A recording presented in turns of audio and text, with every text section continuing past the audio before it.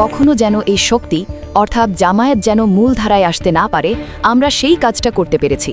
আমরা তাদেরকে main stream হতে দেই নাই। সদ্য বিদায়ী অন্তর্বর্তীকালীন সরকারের শীর্ষ উপদেষ্টা সৈয়দা রেজওয়ানা হাসানের এই একটি মন্তব্যই আজ বাংলাদেশের রাজনীতির ইতিহাসে এক বিশাল বিস্ফোরণ ঘটিয়েছে। আমরা সেই কাজটা করতে পেরেছি, তাদেরকে আমরা মেইনস্ট্রিম হতে দেই। যে সরকারের একমাত্র দায়িত্ব ছিল নিরপেক্ষ থেকে একটি লেভেল প্লেইং ফিল্ড তৈরি করা, সেই সরকারের একজন প্রভাবশালী সদস্য যখন নিজ মুখে একটি রাজনৈতিক দলকে ধ্বংস করার স্বীকারোক্তি দেন, তখন বুঝতে হবে পর্দার আড়ালের ষড়যন্ত্রের জাল কতটা গভীরে ছড়িয়েছিল। আজ আমরা উন্মোচন করব কিভাবে নিরপেক্ষতার খোলসে থেকে জামায়াতে ইসলামের বিরুদ্ধে এক সূক্ষ্ম ইলেকশন ইঞ্জিনিয়ারিং চালানো হয়েছে।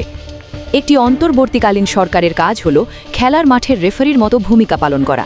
রেফারি কখনো কোনো নির্দিষ্ট দলের হয়ে গোল করতে পারেন না, কিন্তু সৈয়দা রেজওয়ানা হাসানের এই বক্তব্য প্রমাণ করছে যে এই রেফারিরা মাঠে নেমেছিলেন নির্দিষ্ট একটি এজেন্ডা নিয়েই। তাদের একমাত্র লক্ষ্য ছিল কোটি মানুষের সমর্থনপুষ্ট একটি দলকে রাজনৈতিকভাবে পঙ্গু করে দেওয়া।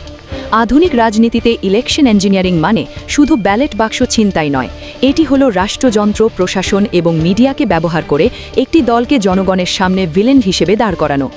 উপদেষ্টারা জানতেন জামায়াত যদি সমান সুযোগ পায় তবে তারা ভোটের মাঠে এক বিশাল শক্তিতে পরিণত হবে, আর সেই ভয় থেকেই শুরু হয়েছিল এই তথাকথিত বুদ্ধিবৃত্তিক কারচুপি।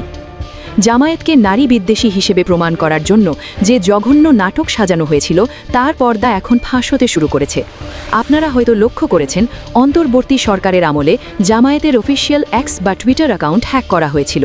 চাঞ্চল্যকর তথ্য হলো এই হ্যাকিংয়ের পেছনে কোনো সাধারণ হ্যাকার ছিল না, বরং সরকারের ভেতরে থাকা একজন বেতনভুক্ত কর্মচারী সরাসরি এর সাথে যুক্ত ছিলেন। অ্যাকাউন্টটি দখল করার পর সেখান থেকে নারীদের বিরুদ্ধে উস্কানিমূলক পোস্ট দেওয়া হয়, যাতে আন্তর্জাতিক মহলে এবং দেশের সুশীল সমাজের কাছে জামায়াতকে একটি কট্টরপন্থী দল হিসেবে তুলে ধরা হয়। এটি ছিল সরাসরি ক্যারেক্টার অ্যাসাসিনেশন বা চরিত্র হননের একটি সাইবার প্রকল্প। হাস্যকর বিষয় হলো যে দলটির ভেতরে বিশাল একটি নারী শাখা সক্রিয়ভাবে রাজনীতি করছে, তারা কেন হঠাৎ করে নিজেদের প্ল্যাটফর্ম থেকে নারীদের বিষোদ্গার করবে? মূলত নারী ভোটারদের কাছ থেকে জামায়াতকে বিচ্ছিন্ন করতেই এই নোংরা কৌশল ব্যবহার করা হয়েছিল। অথচ আজ বাস্তবতার দিকে তাকিয়ে দেখুন, সৈয়দা রেজওয়ানা হাসানদের পছন্দের সরকার আজ ক্ষমতায়, কিন্তু দেশের নারীরা কি নিরাপদ?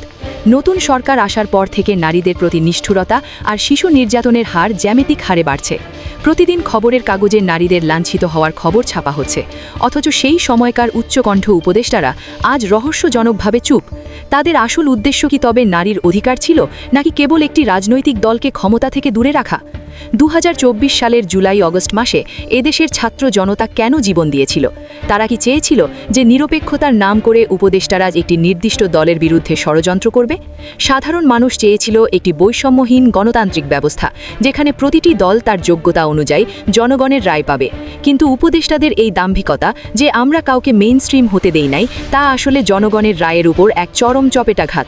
তারা ফ্যাসিবাদের বিরুদ্ধে লড়াইয়ের কথা বলে নতুন এক বুদ্ধিবৃত্তিক ফ্যাসিবাদের জন্ম দিয়েছেন। সৈয়দা রেজওয়ানা হাসানের একটি বাক্য আজ গণতন্ত্রের কফিনে শেষ পেরেকটি ঠুকে দিয়েছে।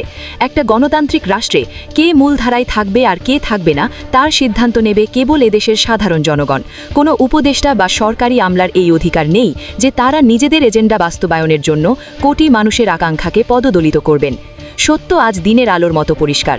জামায়াতকে নারী বিদ্বেষী সাজানোর যে ষড়যন্ত্র হয়েছিল তা আসলে একটি রাষ্ট্রীয় অপকর্ম ছাড়া আর কিছুই নয়। প্রিয় দর্শক, আপনাদের কি মনে হয় সৈয়দা রেজওয়ানা হাসান সহ এই ষড়যন্ত্রের সাথে জড়িত ব্যক্তিদের কি জনগণের সাথে প্রতারণার দায়ে বিচারের মুখোমুখি করা উচিত? বর্তমানের এই রাজনৈতিক অস্থিতিশীলতার জন্য কি এই ইঞ্জিনিয়ারিং করা নির্বাচনী দায়ী নয়? কমেন্টে আপনাদের সুচিন্তিত মতামত জানান। ভিডিওটি ভালো লাগলে লাইক দিন এবং শেয়ার করে সত্য প্রচারে সহায়তা করুন। ধন্যবাদ।